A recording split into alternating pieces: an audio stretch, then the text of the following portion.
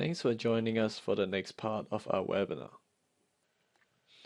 In SOLIDWORKS 2017, we introduced Stress Hotspot Diagnostics. 2018 adds the ability to confirm stress singularities in the same interface. Let's take a look at this TV antenna, for example.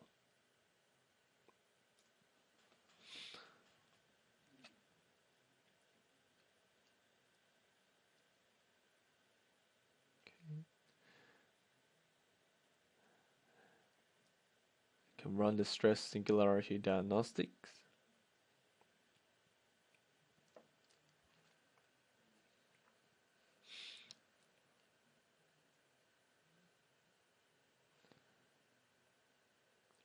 We can isolate problematic areas and quickly understand the cause of the problem. In this case, we're missing fillets. This is causing a stress concentration on these sharp edges.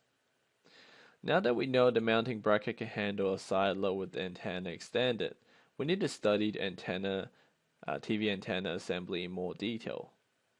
First, let's simulate the lift the antenna experiences as the caravan drives down the highway. In 2018, assemblies can now import study features from their parts and sub-assemblies. You have full control to select the study types you need and can import features from multiple components.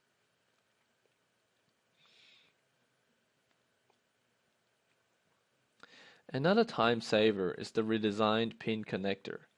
Pin connectors can now include 2 up to 10 selection, independent faces or edges. We'll select the face of the bracket end. Since we're using shell elements, select the edge of the arm that represent where the pin connects them.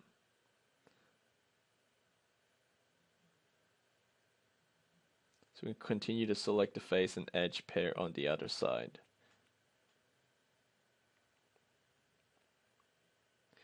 We can even copy studies and change their type all in a single command, like moving from this static analysis to dynamic response study.